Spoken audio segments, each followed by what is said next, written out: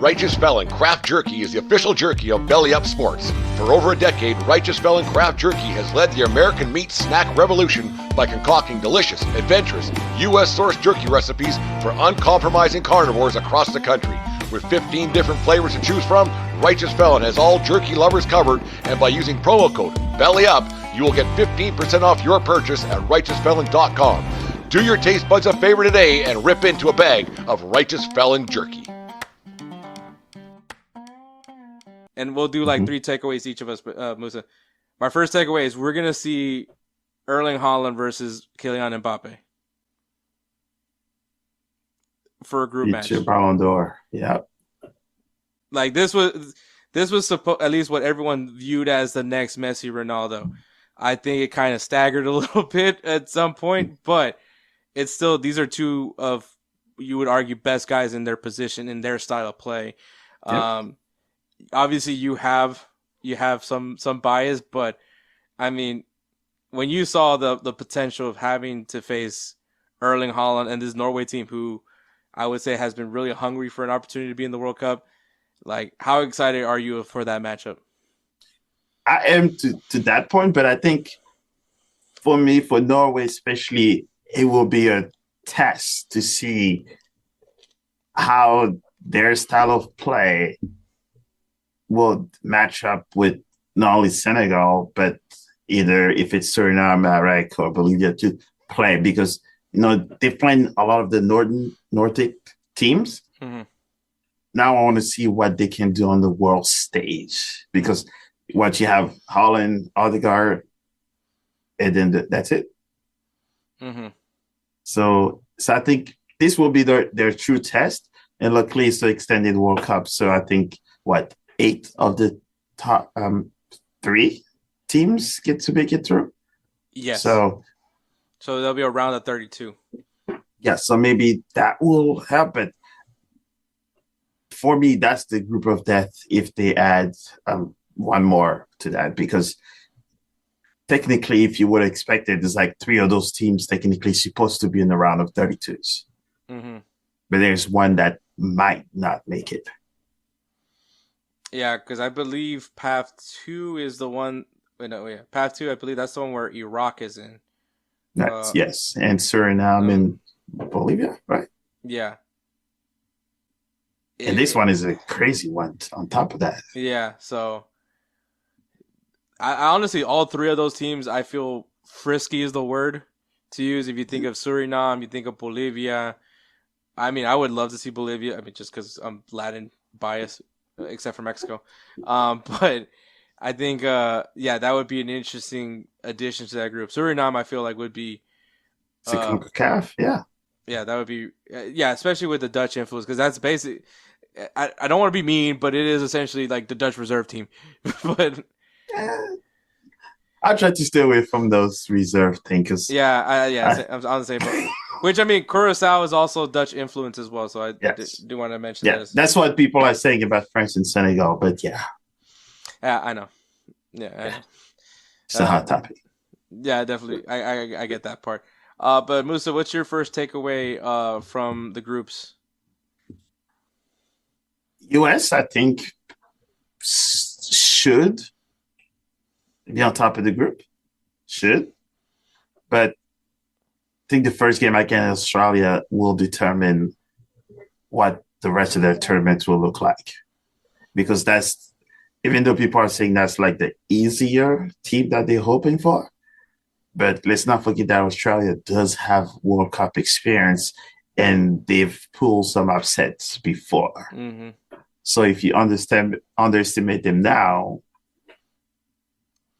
I think it's also, the World Cup. I mean, yeah, because the rematch is going to be interesting. The rematch against Paraguay is going to be really interesting, especially how that match finished. That friendly, nothing friendly about that game. Path C, we potentially could have Turkey in here. So that's 3 teams that the U.S. have played friendlies with within this year. The worst one being the performance they did on Turkey, which obviously was right before the Gold Cup. And obviously, I would argue that's a different USA team where they are now. Obviously, Moussa, you're an outsider. Maybe you have a different perspective as far as the growth that Pochettino has done with the U.S. men's national team. Do you see some growth? Do you see something different about this U.S. team versus what we saw in the Gold Cup? Yeah, 100% different. And it looks like, always with time, they're starting to be more cohesive. But I think also the influence of having new players coming in to kind of try where it's brand new coach. So that means brand new staff. So that means brand new eyes, sets of eyes.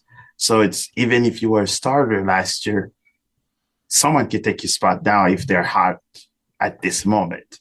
So I think that was the problem before, where a lot of those guys were comfortable in their positions because they knew they were a lock. Mm-hmm. But now Pochettino is like, hey, I'm even going to look at MLS players. Mm-hmm. And if they're hot now and you're not, they're going to take your spot. Matt Freese, prime example of that. Yes. I mean, I'm sure and Moussa is nowhere near. Like all of these guys, I think that's where it helps the US, is that now there's sort of a depth where some of these guys is like, oh, you know what? They're just sending me to Camp Cupcake, like everybody calls it. It's like, no, I have a shot now and, take it by the throat. So I think it's the perfect timing for it. The only thing now they have to do is make sure they find the right competition to get ready for the World Cup now. Mm-hmm. No, yeah, and stay healthy. I mean, at the end of the day, it's not necessarily a national team. And I'm sure you agree with this, and this is probably one of the rarest times I actually agree with Alexi Lawless. It's not about the best collection of great players. It's about the best collective of players. Yep. And I think, even for France, even though a lot of people like to say that that's like an all-star team, just how great the French youth system just in general has done with a lot of the players is, honestly, the U20 team isn't really the U20 team for France, because a lot of them are actually playing with the senior team, and respectively so. I mean, I think when I think of that 2018 France team, no one knew who Ben Pavard was. Maybe you did, but I knew, but yes, he was this kid that played in the second division in Germany, and this guy's getting called up to play for France and was a very important player for France. Yep. It's once again, it's not about getting the best players in the world. It's about building the right team, and it's little decisions just like that knows what would be the best interest in my team. That's what makes the real coaches. And I think Podge standing on his 2 feet and knowing like, hey, that whole thing, I don't have regular players. Like that's not going to be a thing. If you are Diego Luna, you talk about Camp Cupcake, goes into Camp Cupcake and all of a sudden becomes Pochettino's guy. Yeah. Yes. So I agree with that. I think France also has that same thing, because you can look at every position group. There is top players in that position, and it's up to the coach to make sure that he gets the guy that fits to what he's doing. Yep. And you see, he went and called Conte, who, even though he plays in the Saudi league and he's a little bit much older, no one thought that he was going to call him back. But he's like, hey, that's my guy. He's done the job that I need you guys, younger guys, to do. And it's like, hey, for the 2 qualifiers, Conte, you come back. And what happens? He has A+ performance in those 2 games. And now they're like, possibly he's going to go to another World Cup. Which I would love that. But then you look at the depth, you got guys that are playing in the top leagues are starters in theirs. So I think that's where Pochettino, has done well, is that there are the big names, but also he was not afraid to take a few from the guys that are actually hot at the moment, because the World Cup is who's hot at this moment. Brazil has a top grade team, but guess what? They have not won the World Cup since losing to France in 98. At 14 plus years. Yeah. But yet they have the best players in the world. Mm-hmm. So that's pretty much how it works. Exactly. My second takeaway is actually going to be Mexico versus South Africa. I think that's going to be, it's crazy that like 16 years since that first game, which I remember in high school, all my friends like, oh, dude, we're going to stomp the floor with South Africa. Like, they're nobody. They're just there because it's a host nation. I was like, I've never seen Mexico play an African nation. Like, as far as my recollection goes, I was like, I don't think you guys ever played against an African nation. Like, do you guys really think you can keep up with their pace? Because I'm like, yeah, you can be physical and all that, but can you keep up with them? They'll probably tire out before, by halftime with the way they play. And, like, they're just like, bro, you don't know anything. And I was like, I would not be shocked if you guys draw. And Lord and behold, it was a 1-1 draw. And I remember I loved it because obviously South Africa scores the equalizer, I believe, and just the crowd. Like, I mean, obviously it's in South Africa. The crowd's going to be exhilarating, but to see that and see all the fun that they're having, which was very infectious in my opinion, which was one of the things I enjoyed about that World Cup. Because it took me back to what really mattered, which was the game. And Mexico now has the chance to redeem themselves, even though this is probably one of the most overwhelming Mexican national teams I've seen in my lifetime, but do it in Mexico and try to return the favor with South Africa, which I will also say, as much as Mexico has changed, South Africa has changed. I don't think that this is that same South Africa team. One, they qualified. It's not. They're not hosting it this time. They're in it because they earned their spot. And Mexico, I mean, you're in it because you're hosting it. But I will say, a lot of pressure is going to be on Mexico. This is going to be the first game of the World Cup. All eyes on them. All eyes on them. The pressure, and I mean, the last two friendlies that we saw with Mexico, their fans literally booed them because they played it in Mexico in quite some time now. Finally played in Mexico in home soil, and the fans let it be known to them. So this is definitely a high pressure situation. If you're Mexico right now, you want to set the tone right. I do believe in what Mexico is doing. I think if they, maybe not fully, because I think that there's some questionable calls what they do. But I just can't wait because Gilberto Mora is a lot of fun to watch. He's a really exciting kid for Mexico. But yeah, I think that first game is going to be exciting. And it's really cool that we get to see kind of a rematch of another World Cup inaugural match. Yeah. I just wish that, yes, they're not familiar with South Africa, but they have to also remember that the South African team that's been put together is not a team that just, hey, this is international break. Let's get together and play a few games and then go elsewhere. That is 100% local national team. They all play in South Africa. They all play in the same team. And I think it's probably two teams that has the entire national team. So that means it's people that have played together for a very long time. And there's a pride. So I understand they think maybe it will be easy, but don't forget, this is the World Cup. Pride will take over skills any day. And if you already write them down, you know what happens. Typically, you will get punched in the face. Exactly. Mo, your second takeaway from the groups. I think and like we mentioned, maybe the group of death maybe kind of soften up a little bit because now we know that it's not just the first two teams that have to go. So I think that's maybe taking a little bit of the excitement of it. Because the group that I will be following much, would you imagine if it's only two of those teams that have to make it? So that means either France, Senegal, or Norway, technically, the soccer countries, that one of them will have to not qualify for the round of 32.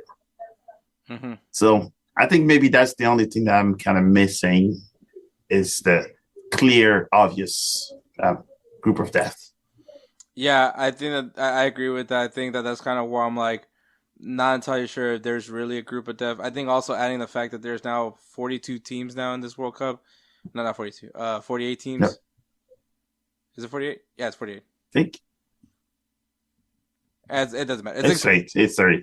It's the expanded World Cup. Yes. And I think because of that, it spreads out the groups a little bit. I don't want to say balance is the right word, but you do get more of a different taste of like different regions being playing against each other. Because I think Group L has 2 European nations. I think most of them are playing different continents. France has Norway. The Netherlands will have another UEFA nation with them. In Croatia and England. So that's 3 groups. 3 groups that will feature two UEFA teams in their groups. So yeah, that's it's a lot different versus the previous World Cups where you were guaranteed to have 2 UEFA nations in each group. Yep. So I think that does add, to me, that adds, I guess, some balance. Not fully, because obviously I'm assuming most people are expecting that the European nations will go far. I'm not going to lie to you. I think I don't know who's my favorite yet. I haven't actually gone down. You already know. Come on. I'm just kidding.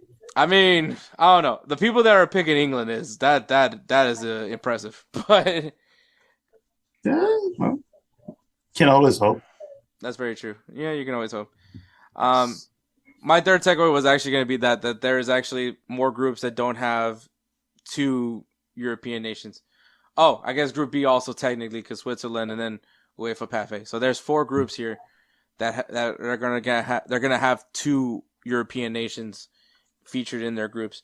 So I think that just disperses a little bit more, changes like the competition a little bit. The expanded World Cup, I do anticipate to see some more upsets than usual. Kind of similar to the previous AFCON. They expanded the AFCON, and I remember that opened up the possibility of some more upsets to happen, which that honestly was a really fun AFCON. Still can't believe Ivory Coast won it. But they don't either. So honestly, I probably forgot that they did it.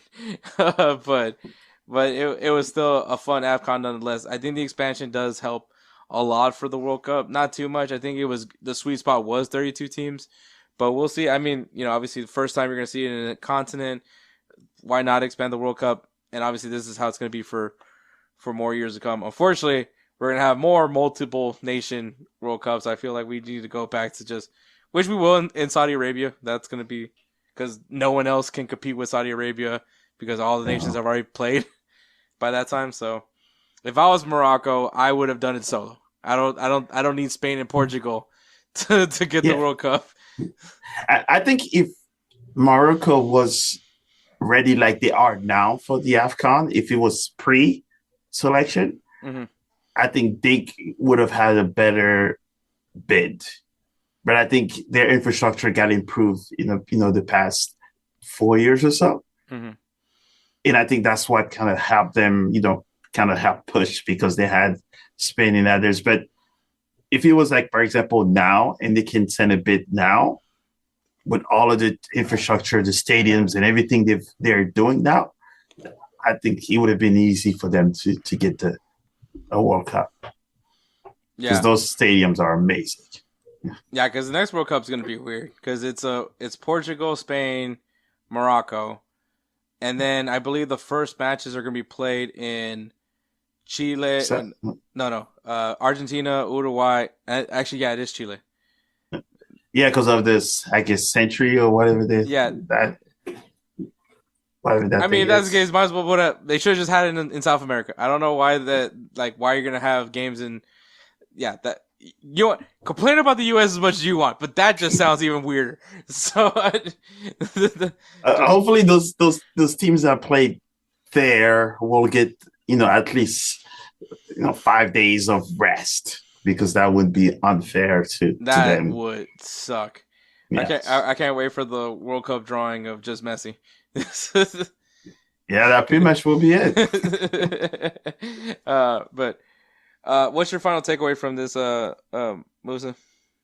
I think the last one will be that even though we complain about the extended one, I think it will make the tournament more exciting. One of the reasons why is that now the third place team knows that they still have a chance to play. There's something So to that play means for. whoever they play next for their third game, for example, if they know they're just there by goal differentials or 1 point, can you imagine that third game when they're no, it's pretty much their playoff, win or go home. It would not be a boring game where it's like, oh, we're already out of the tournament. We're just going to be there just for the kick of it. You know Now what? they know they have to. That's an interesting concept because you're talking about mentally going into that third game. That's like an additional knockout round. Yes. In their heads. So if they were to win that in quote unquote additional knockout round, going into the round 32, they're already with a different mindset versus whoever's the team that they're going to go up against. I'm assuming somebody that's at a higher finish at first or second. So you're talking when you add that mentally, that's an upset waiting to happen with that kind of mentality versus a team that probably won their first 2 games and rested their guys for that third game. Now they're going into this game not necessarily fresh, but maybe not mentally as prepared as that team that's going to be a little bit more hungry going into that. I think we just sold people on the expanded World Cup. I think. And if you think about it, if like number 1 is playing against number 2 and you're number 3, and you know that if they lose, that means you have your 3 points and they have 2 points. So that means you can get ahead by 1 point. Or if you know that the first team knows that they've already qualified, so that means majority of their starters are not going to play. That means you have a chance now to get 3 points with their B squad. So now there's the mental game now that comes into play where it's like, oh, wait, if I do this and that, they do this. Isn't it what Americans like? It's playoffs. There you have it right there. You're third place. You're not dead yet unless you got massacred for your first 2. Exactly. And you have a negative 36 in the goal differentials. I love that thought, man. That's gonna be interesting. But yeah, man, World Cup's gonna be exciting. Luckily, I'm gonna have some games here in Houston. I don't know if I won. Don't brag. I don't think I've won the lottery just yet. I mean, we'll find out. Actually, by the time this episode drops, we'll find out actually if I did get in on that Visa pre-sale, whatever that thing was, for FIFA. Also, guys, please do not buy tickets on SeatGeek. Do not buy tickets on any other ticketing site. If it's not through FIFA, they're not real. Please, please, please, please, please, please, please do not do that.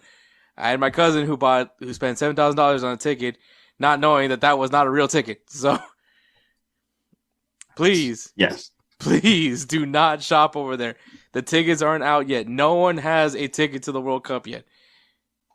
Please you have a spot, but it's not guaranteed yet. Yes, please wait. Just wait. If it's not through FIFA, it's only through FIFA. FIFA's also going to be doing the resales through FIFA. No one else can sell tickets anywhere else. Please. Yeah. And plus, don't rush too much as well, because I was telling other people is that also for those of you maybe that have other national affiliations, go to those nations. They will be also allocated tickets. Go to any sponsors of the World Cup will have allocated tickets. Your companies will have allocated tickets. There's a huge bucket of tickets. It's a World Cup. You will see that there will be tickets available. It's just don't feel the need to rush if you don't get selected, because Hector and I knows tickets are being allocated all the time. There's enterprise tickets, there's fans tickets, there's national team tickets, friends and family tickets, or to this day tickets. You never know what happens. So yes, go through FIFA or play your cards right. There's ways. Yeah. And if you're Moussa, unfortunately, you have to go to Kansas City to get tickets to get your matches. No, Toronto. It's very feasible. Yeah, I've heard. Senegal's playing there. Oh, yeah, you gotta go. You gotta go see Senegal. Yeah, and I lived in Canada, so I have my free pass. I can go in and out of there without any issues. So trust me, since today, logistic planning and all that is in full blown. I don't think there's many productive soccer fans these days. That's very true. Very, very true. Luckily, and here in Houston, I am guaranteed a Germany game, two Portugal games, and the Dutch national team. Dang. So that is that's a win on my book. Coworker of I mine might crash your house. Dang. Hey, yeah, we'll get you some pupusas, man. So, so yeah, I think that's gonna be exciting. Like I said, we're not going into deep with the World Cup. We'll do that further closer down the road. Who is that guy?